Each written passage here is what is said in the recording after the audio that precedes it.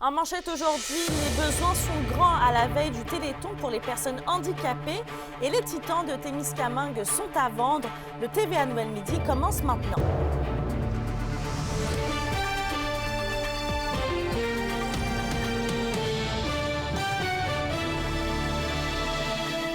Bon midi tout le monde et merci de nous avoir choisis. C'est ce dimanche qu'a lieu la 27e édition du Téléthon de la ressource pour personnes handicapées dans la région. Et l'objectif est de 500 000 $ cette année. Kimberly, l'argent amassé va servir à faire face à plusieurs défis. Tout à fait, Mélissa, car en ce moment, la ressource n'est pas épargnée des hausses de prix en raison de l'inflation. Donc, c'est pour ça qu'ils vont faire face à plusieurs défis et plusieurs demandes qui sont de plus en plus exigeantes. Donc, comme toujours, le plus grand défi est de fournir de l'équipement adapté aux besoins, en fait, des 2125 membres de la région. D'ailleurs, c'est justement là-dedans que la majorité des fonds vont être investis une fois de plus cette année. Donc, oui, un demi-million de dollars, c'est ambitieux, mais Rémi Mailloux, qui est directeur général à la ressource pour personnes handicapées de l'Abitibi-Témiscamingue et du nord du Québec, a confiance que les gens vont être généreux une fois de plus cette année. Il y a tout le temps une fébrilité, ça. C'est comme une game de hockey, tant qu'elle n'est pas finie, elle n'est pas finie. Hein. Mais on a mis tout en place. Tous les gens travaillent fort, d'arrache-pied. Puis je pense qu'on se dirige vers vraiment un succès. Mais il ne faut pas lâcher. Il y a quelques jours de l'événement, Kimberly, on imagine que l'équipe est actuellement dans les derniers préparatifs. Absolument, Mélissa. Selon Rémi Mailloux, l'équipe travaille très fort présentement pour offrir une autre édition mémorable du Téléthon et même qu'on double d'efforts pour justement atteindre cet objectif de 500 000 $. Rappelons que plusieurs artistes seront sur scène pour donner des spectacles de musique de toutes sortes de styles et des témoignages touchants sont aussi à l'horaire afin de sensibiliser le public à la cause. Deux petits bonhommes qui ont eu la paralysie cérébrale, puis assez lourdement atteint, mais je regardais les petits bonhommes, puis ils travaillent fort pour avoir une vie adéquate, puis leurs parents, tu vois que les parents sont en arrière de les enfants, mais leur défi est grand. Donc, le Téléthon de la ressource pour personnes handicapées se déroule ce dimanche de 16h à 22h au Théâtre du Cuivre. L'organisation rappelle qu'il est toujours possible de donner de l'argent en ligne. Oui, ce sera diffusé sur Nouveau Abitibi-Témiscamingue. Merci Kimberly. Au plaisir. La question du jour TVA, une présentation de Mobilier Bélan qui vous offre depuis plus de 50 ans un service de qualité et un grand choix de matelas mobilier électro au prix compétitif que vous recherchez. Question du jour, on vous demande, comptez-vous encourager le 27e Téléthon de la ressource pour personnes handicapées? Pour voter et commenter, rendez-vous au tvaabitibi.ca.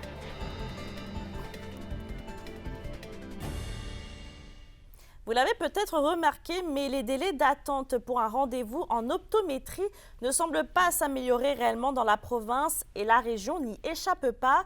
À la clinique Opto Réseau de Val-d'Or, bien que l'attente soit estimée à 1 mois, c'est plutôt la pénurie d'opticiens et d'optométristes qui inquiète. D'après Marie-Josée Blais, la propriétaire de la clinique, du recrutement à l'international de personnel de soutien est nécessaire pour assurer un bon roulement. Notre journaliste, justement, Kémilia La Liberté, nous présentera un reportage complet avec d'autres témoignages au TVA de 18h. Bien, moi, je pense qu'il y a vraiment une pénurie d'optométristes en général dans la région. On le voit parce que il y a même des optométristes de d'autres villes qui nous envoient les patients ici. Donc, c'est officiel. Puis, le fait que, oui, il y a un manque d'optométristes, mais la main-d'œuvre de soutien aussi fait une grosse différence, là. Si l'optométriste doit sortir de sa salle pour faire une partie du travail de l'opticien qui est manquant, bien, elle ne peut pas faire autant d'examens complets là, dans sa journée. Là. En politique, le député de Berthier-Masquinongé et porte-parole bloquiste en matière d'agriculture, d'agroalimentaire et de gestion de l'offre, Yves Perron, est de passage dans la région aujourd'hui et demain. Il va être accompagné des députés Sébastien Lemire et Sylvie Bérubé. Il ira donc rencontrer différents acteurs locaux du milieu agricole. des discussions autour d'enjeux régionaux tels que la relève agricole et l'adaptation des programmes pour les territoires plus nordiques sont prévus.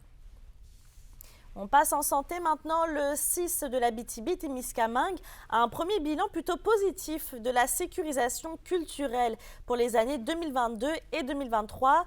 On rappelle que ce projet a pour but d'adapter leurs services pour les personnes issues des Premières Nations en offrant un navigateur qui suit le patient autochtone pendant ses rendez-vous. Et sur les 20 rencontres de raccompagnement, 376 demandes ont été traitées. Des exemples de demandes sont la traduction, des références, de l'aide à la documentation ou du transport. C'est de travailler ensemble. Je pense que c'est ça le gage, la plus grande réalisation qui nous permet aussi que ce soit durable puis qu'on s'engage dans un chemin, dans une démarche qui va se porter pendant de nombreuses années, hein, parce que il y aura des besoins pendant de nombreuses années. Fait que je pense que ce qui est la plus grande réussite, c'est la confiance qu'on tisse avec nos partenaires. En éducation, le campus de l'UQAT à Val-d'Or va de l'avant avec son projet d'aménagement d'un lieu d'enseignement extérieur. Les travaux vont débuter dès le printemps prochain. Yoann Carrière a les détails.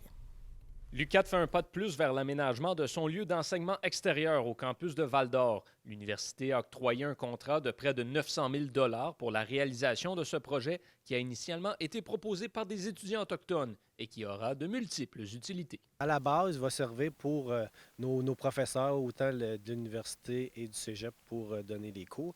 Mais aussi, on veut un lieu de rassemblement pour la communauté. Ça va être un endroit que les gens, les organismes vont pouvoir emprunter pour faire un rassemblement, une cérémonie. Donc, c'est vraiment, on veut créer un lien avec la communauté autochtone et la communauté allochtone pour vraiment apprendre à se connaître. Le nouvel espace sera aménagé directement sur le campus dans le parc des Marais. Le directeur du campus, Danny Pomerleau, avoue qu'il y a également un but pédagogique derrière cette initiative. Il souhaite aussi que l'espace puisse être accessible à l'année. Nos cours, habituellement, c'est la période hivernale. Donc, on souhaite que même l'hiver, qu'il y ait une utilisation du lieu, là. C'est sûr qu'il n'y aura pas de technologie comme un tableau interactif ou des choses comme ça, mais c'est juste de dire, aller dehors, faire différemment.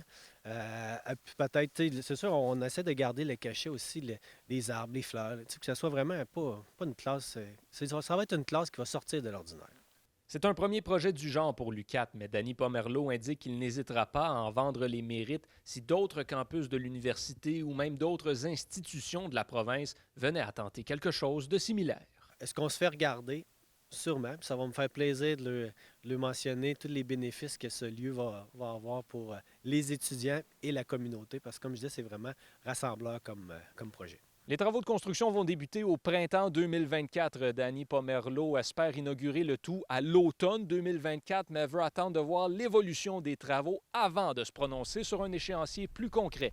Yoann Carrière, RNC Nouvelles, Val-d'Or. Les motoneigistes de la région seront sous surveillance demain et dimanche. Tous les services de police de la province, en collaboration avec les contrôleurs routiers du Québec et la Fédération des clubs de motoneigistes du Québec, seront dans les sentiers. Cette action se fait dans le cadre de la 2e édition d'une opération nationale concertée ciblant les motoneigistes ayant un comportement pouvant compromettre leur sécurité et celle des autres usagers.